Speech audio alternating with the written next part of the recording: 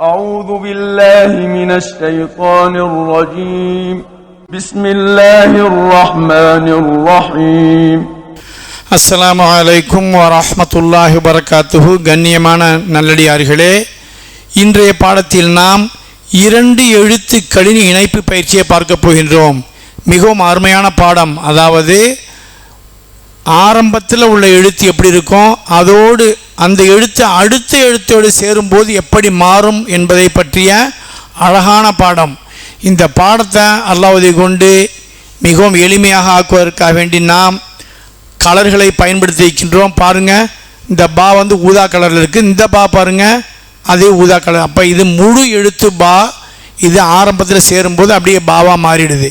இதே மாதிரி இந்த எழுத்துக்கள் அப்படியே பார்த்துட்டு வாங்க. இது பா, இதுவும் பா தான். இது சா. இந்த சா சேரும்போது என்ன செய்யும், இந்த பாதி தான் வரும், அடுத்த பாதி இதோடு சேர்ந்துடும். அருமையான பாடம் இந்த பாடம். அப்படியே பாருங்கள், ஹா, இந்த ஹா, சீன் சீன், இது ஷீன், இதுவும் ஷீன், லாது லாது, பாதி தான் வரும், பாதி அடுத்த எழுத்தோட சேர்ந்து விடும். இது ஸ்வாது ஸ்வாது. அடுத்த மாதிரி பாருங்க, இது தோ தோ, அப்படியே அடுத்த எழுத்துல சேர்ந்துருச்சு. இது ஹா. இது சேரும்போது அந்த வடிவம் அப்படியே மாறிடுது பாருங்க.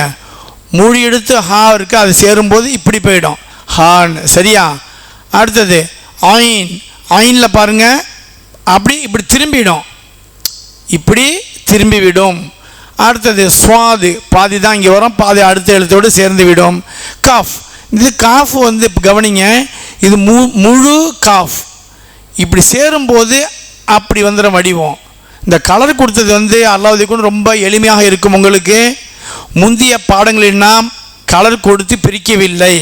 இந்த பாடங்களில் நாம் கலர் கொடுத்து பிரித்திருப்பதால் உங்களுக்கு இன்ஷா அல்லாஹ் மிக எளிமையாக இருக்கும்.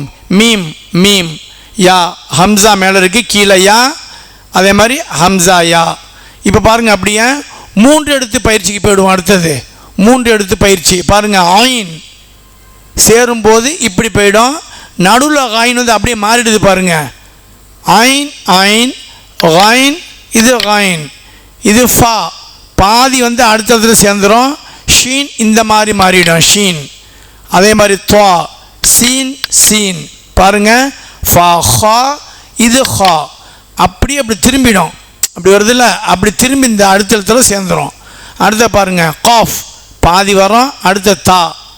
தா பாருங்கள், முழு எழுத்து இப்படி இருக்குது, சேரும்போது 2 புள்ளி மட்டும்தான் வெளியே தெரியுது, இந்த மாதிரி போயிடுது. ரொம்ப அருமையான பாடம், பார்த்துட்டு வாங்க.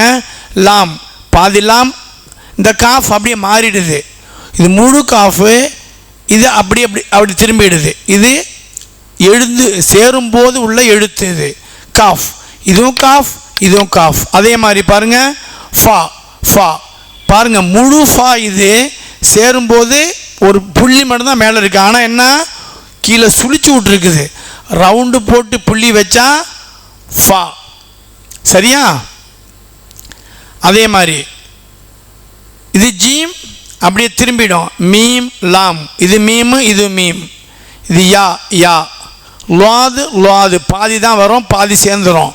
இது பா பா, பாருங்கள் அப்படி திரும்பி ஒட்டினதுனால கீழே ஒரே ஒரு புள்ளி மட்டும்தான் இருக்குது. இது பா, இதுவும் பா.